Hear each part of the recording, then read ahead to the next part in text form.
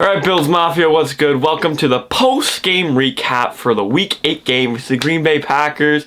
You already know the Bills took home the dub, 27-17, and as always, we gotta talk about it a bit. So to start out this game, the Bills offense struggled a bit. They went 3-and-out on the first drive, which I don't think we've seen in a very long time from this team. But what that does show us is that this team is human. You know, they're not a super team. It might not even be the best team. The Eagles might be better. We don't know. You're not going to score touchdowns on every play, every drive.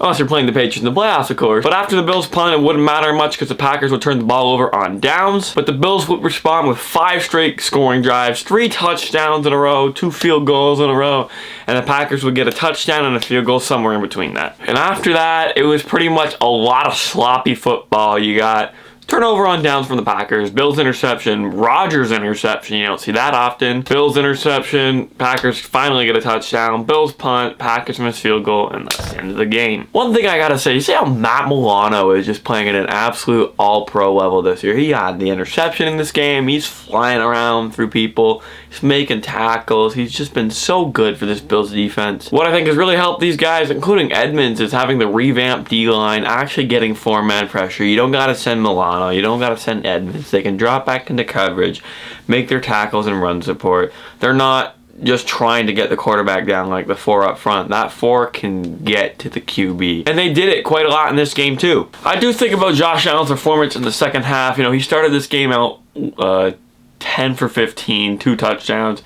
He was slinging it and he was having a great game. But did he get kind of bored out there because he just started making mistakes and forcing balls where they shouldn't? Those two interceptions Josh Allen threw are very uncharacteristic of Josh Allen. Those balls were very forced. Right now, I still think he's the MVP favorite. You know, if you look at the betting odds, he's probably still number 1. But it's a tight race in between him and Patrick Mahomes. I think it's going to come down to who beat who in the regular season, and Josh Allen beat Mahomes. But not like we care about that anyways. We want to win the damn thing. We want the bowl, baby. The MVP would obviously be good for Allen's next contract, but we don't got to worry about that till like 2020 something.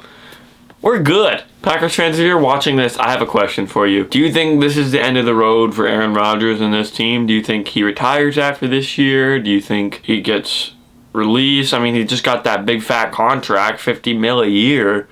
What are they going to do? Because the team obviously isn't good enough to win.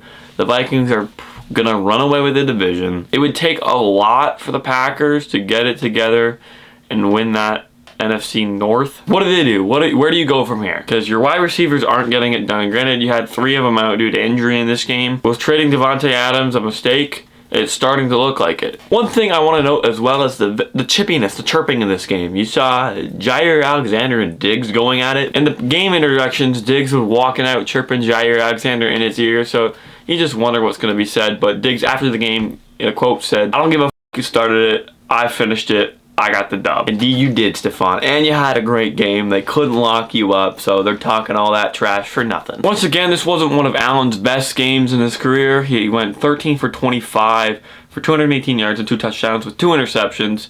And like I said earlier, he started out 10 for 15, so that means he went 2 for 10 after that start, which is, it's not great, but I mean, got the dub. So at the end of the day, that's all that matters. We're trying to get the best seeding to get the bye and get to the bowl, baby. The run game started out really hot as well in this game, but the run game can never get it done. When it comes time to run the ball, to run the clock away, to end the game, the Bills' run game just can't do it. So it's very obviously a running back issue. You know, James Cook and Devin Singletary were running very efficiently in this game. Is it a scheme issue? Is it a play call issue at the end of this game? I'm sure that's something that the Bills know they've got to figure out. But they're starting to get that run game going. And this game pretty much went out I expected it to. I expected it to be more run heavy. Josh Allen to have a more modest game. Not the interceptions, obviously, because it looked like he got bored out there and started chucking it for whatever reason. Who knows? It also shows us Josh Allen is human. He's going to have bad games. He's not going to be perfect every time. He's not going to go 100% completion percentage, a million touchdowns, 0 picks.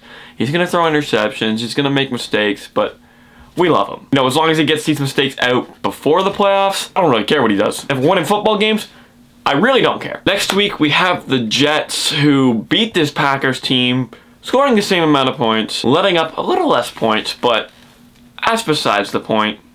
This game isn't as easy as we thought it would be going into the season. The Jets are a really good team, but we're going to talk about that next week in my next video, because that's it for this video, Bills Mafia. Thank you so much for watching. If you enjoyed this video, leave a like, and let me know your thoughts on the game in the comments down below. And on your way out, please subscribe. It really helps out the channel, and I greatly appreciate it. You know, as a wise man once said, go Bills. Big dubs!